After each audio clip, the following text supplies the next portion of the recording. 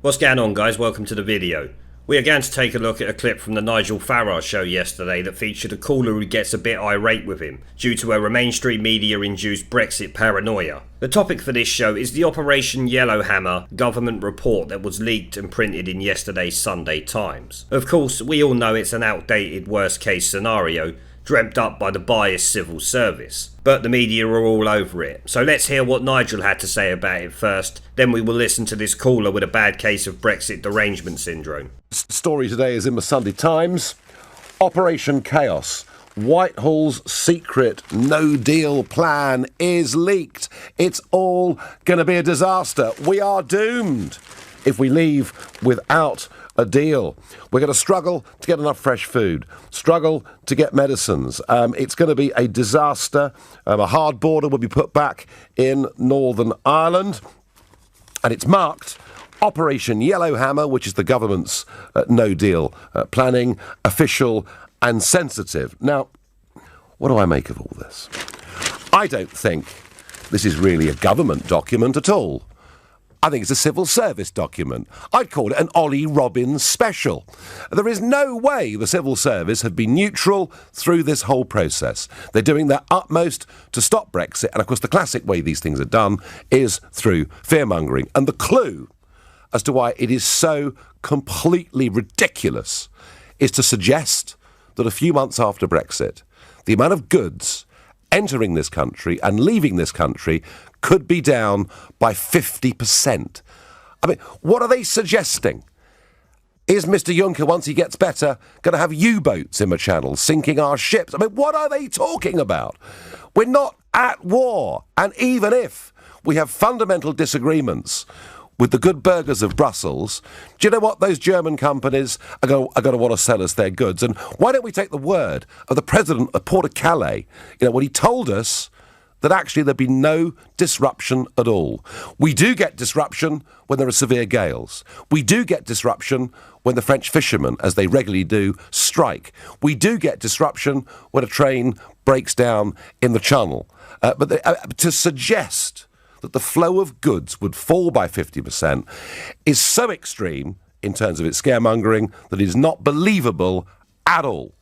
That's my view anyway. Okay, so you can tell by the points Nigel reads off during that short clip that this is an old document, as Nigel said. It's the Project Fear nonsense we have all heard and seen debunked multiple times over the last few months. I expect it also contains the 45,000 cows being culled in there somewhere. Nigel said, like I did, he thinks it's a civil service document, which upon my check-in, it actually is. The document was created by the Civil Contingency Secretariat, which obviously gives away a few major things straight away. First, this is clearly a civil service document. I mean, the name of the department that made it begins with civil, so that's a good start. And also the Wikipedia page on them also reaffirms that fact. Second thing that information gives away is also in the name. Contingencies. Meaning it's a planning board who will plan for good scenarios, bad scenarios, and like this one, the worst case scenario, which is what this report is. And let's not forget, the civil service might as well be EU politicians, since that is who they serve,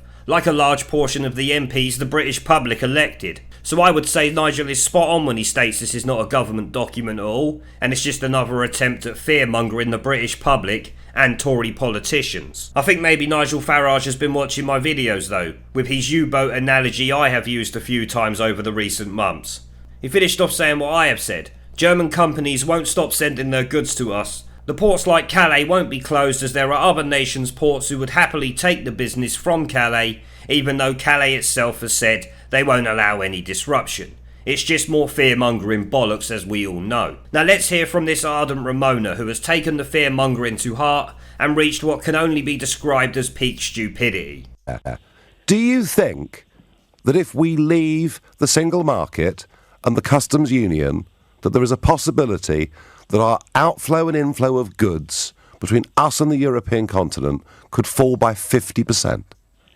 Well, if that is what the report is projecting, then you should respect it. You have It's this habit, comical, Nigel, Claire. of dismissing anything that doesn't compare with your viewpoint. Claire, it's comical. It's ridiculous. No, it's only comical, Nigel, because you don't agree with it. No, Why don't you just try for once I don't to be know, a bit Claire. more equitable in your approach. I don't know, Claire, how many goods you've shipped round the world, but I tell you what, in 20 years in business, I have. And I've shipped goods in and out of the European Union and in and out of countries with whom we have no trade agreement whatsoever. So and Nigel, there might be... Hang on. The British people and say that no deal is going to have no impact whatsoever.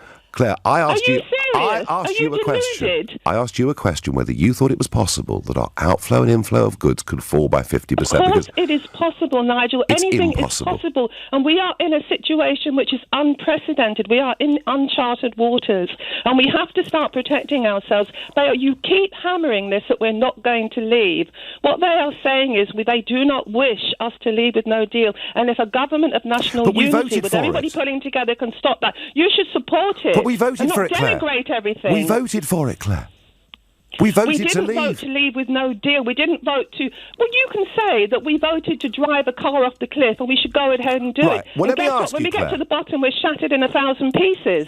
Well, we can tell Claire has a terrible case of Brexit derangement syndrome. In this woman's mind, because a report predicting the future was produced by a biased civil service while serving the government that was doing all it could to keep us in the EU, that makes it true, and we should take it as the undying truth. Fuck off, love. The reports before the referendum said we will end up in the shit instantly if we voted to leave. Guess what? It never happened. These civil servants or politicians do not have a crystal fucking ball. They have the same ability at predicting the future as you or me. At the end of the day, you and every other Remoaner I hear chatting shit about this prediction and that prediction are always ignoring an unescapable fact when it comes to predictions. They are rarely right because when we know something might happen in the future, humans automatically take steps to change it if the outcome is not favourable, making the prediction wrong, usually not long after it's first made. This is why Nigel Farage calls it comical and ridiculous. I mean, just a 50% drop in trade, for instance, is just ridiculous and should say it all. You have to remember that in the event of a no-deal Brexit,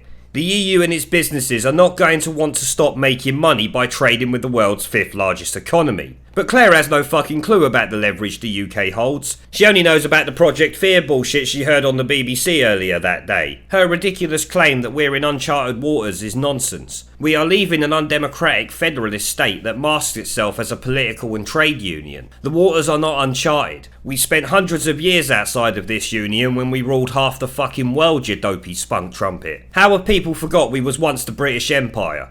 We prospered on our own, conquered the world and stretched out our empire so the sun never set on it. To this day, a lot of these nations are still part of the Commonwealth, with our Queen being head of state for 16 of these nations. We are not alone, you idiot, and we have a massive economy that other nations are begging to trade with. Of course, when Nigel tries to point out we voted to leave, she makes the normal Remoaner claims that we didn't vote to leave without a deal, blah blah blah. Sorry to burst your little bubble, love, but a no-deal Brexit had been discussed by Tory Remoaners Dominic Grieve and Philip Hammond in February 2016. So you see, actually, people did vote to leave, even with no deal being an option, Claire. And the MPs also did it when they invoked Article 50. So as much as you might not like it, sweet cheeks, you're wrong, and so was your analogy. Now let's move on to the next clip. You might have forgotten something here, and you clearly follow politics and care hugely about it. But Claire, 498 members of Parliament voted for us to leave with no deal. No, they did not. That is a misrepresentation, no deal, Nigel. if we did not have an acceptable deal. That is a misrepresentation. No, it isn't. It's what Article 50 says. That we would get a deal. No, Claire, I'm sorry. You're now talking about what was said by some in the referendum. I am saying to you that when it was put to the House of Commons, should Article 50 be triggered, 498 MPs, a majority of 384, voted for Article 50, which said we leave on March the 29th with or without a deal. And it's a complete myth to say we haven't voted to leave with no deal. Nigel, when the facts change, we change our minds. We are in an uncharted situation here. If we leave with no deal, All right, we cannot go, and you know this as somebody who understands international politics, we cannot go from the EU to WTO straight away. We have to negotiate it. So therefore, we're going to have our businesses floundering around like beached whales for the next 2 years, trying to do a deal with someone, either the EU or either WTO. So what we do is we get a government of national unity, we get all the people who care about it involved, and we try to ensure we get a deal. No deal would be disastrous. And why you will not accept that is beyond comprehension. Because I believe in democracy, Claire. That's the difficulty I've got with this. I believe in democracy. So, once again, Nigel reminds her that 498 MPs voted for a no-deal Brexit when they invoked Article 50, as I've said earlier and multiple times before. She claims it's a misrepresentation, so let me show her what Dominic Grieve and Philip Hammond said, as she seems to be suffering from severe delusions. And at the end of that 2 years, there is no guarantee that agreement will have been reached, but our exit would be automatic. The electorate will have spoken. We will have to invoke Article 50. Once you invoke Article 50, it is a one-way street to the exit, which will happen in 2 years with no agreement of any kind at all, if necessary. And what was not debated in 2016 was the likelihood that we would end up leaving the EU with no deal. There you go, Claire. What Nigel said is not misrepresenting what Article 50 legally states. Two of your favourite Tory collaborators voted for Article 50, knowing this was the legal outcome if Maybot failed to get her deal through Parliament. You are misrepresenting facts because you don't like them, you undemocratic fuckpig. Nigel even points all this shit out to her, but he is wrong on his numbers. It was 498, but who cares about that when you're a Remoaner? She changes the subject onto what if people change their minds. Well, unfortunately, Claire, the law does not care what you think about it. The law is the law. Just because someone's changed their mind does not make the slightest bit of difference. Her claim that the facts have changed makes no sense either. At the start of this show, she admitted the report in question was a prediction, not facts. It's amazing how they're facts now when she needs to argue her way out of a hole she dug herself into. We then hear probably the dumbest thing I've heard from this woman yet. That we cannot trade on WTO terms yet. We are already doing it with lots of countries and can actually arrange better trade deals than WTO terms with them, since they're going to have massive incentives to do deals with us because, like I've already said, we are the 5th largest economy in the world. You moron. Damn, this woman is stupid. Finally though, we do hear what her only interest in all this is though. A government of national unity. Likely with Commissar Corbynov as its leader, but she might accept others. Who knows? Of course, the problem Nigel has with the shit she spouts is the same as everyone else. He supports democracy, Claire does not. Let's move on to the final clip though. Let me ask you very quickly one question. All right. Your point about normal circumstances, well, to some extent, John Bercow's done away with normal convention, but normally in a situation like this, it would be the leader of the opposition. You're quite right. But do you honestly think, Claire, given Jeremy Corbyn's politics, that up to 20 Conservative Remainer MPs would actually support him as an interim prime minister? Because I don't. Jeremy Corbyn is a social democrat, and they are conservatives. Really? They believe in they believe in less government. Jeremy Corbyn believes in more government. Jeremy Corbyn believes that we should take ownership of our railways, our utilities, and everything back, Well, and they have vote them for run him, as Claire. non-profit. I get that, but Nigel, can we just move from that polarised point? No, and concentrate on the it isn't situation in polarised. hand? No, it isn't polarised. Of course it's polarised. Corbyn is saying to Tory Remainers, support me as interim Prime Minister. And I'm saying, Claire, they won't do that. If they cared about their country, they will put their prejudices aside, and they will do it because they have to put the good of the country first. Forget about your personal politics. Forget about your private prejudice. Forget about who you like and who you hate. Try just to love your country. Is it so hard? To love your country as a province of the United States of Europe, yeah? Oh, no, as usual, Nigel, you're muddying the waters. No, I'm not. You're trying to obfuscate and change. It's a political union, leave Claire. with a deal, Nigel. It's not that hard.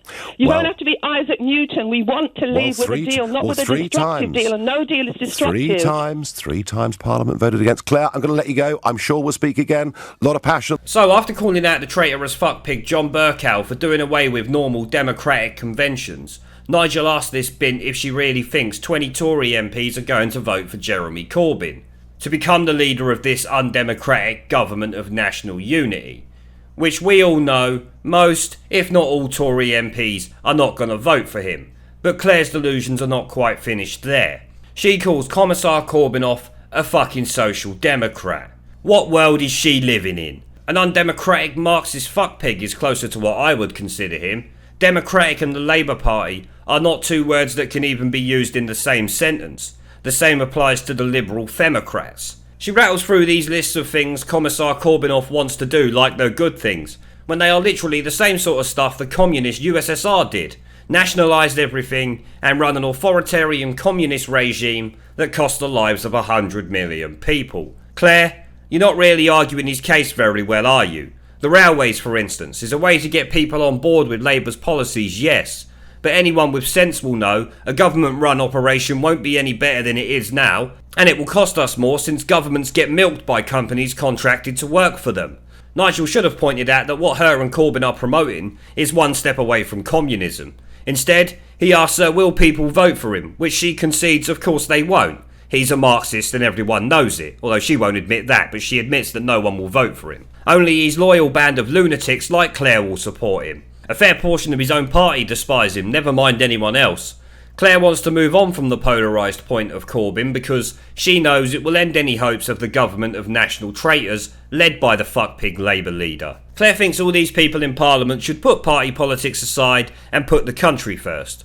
Well, sorry Claire, they've not been doing that for 3 years. If they did, we would have already been out and your moaning would be a complete waste of time. Only your poor husband would have to listen to your shit. Actually, I kinda feel sorry for him. She sits there telling Nigel to love his country, and I guess by extension she's telling Brexiteers the same thing, which is fucking amazing. I'm pretty sure Nigel wanted Brexit because he loves the country, and Leave voters chose to get out of the EU because they love their country and they want us to make our own way in the world. What an absolutely stupid thing to say that was. Nigel mocks her idea of loving the country by saying she loves it as a province of EU. Classic. Though we are not a province of the EU, we are one of the EU's wallets. We just prop up this corrupt union with our money. Well, to sum up that video, this woman is completely full of shit, with clear Brexit derangement syndrome and the insane belief that Commissar Corbynov is a social democrat. I have heard it all now.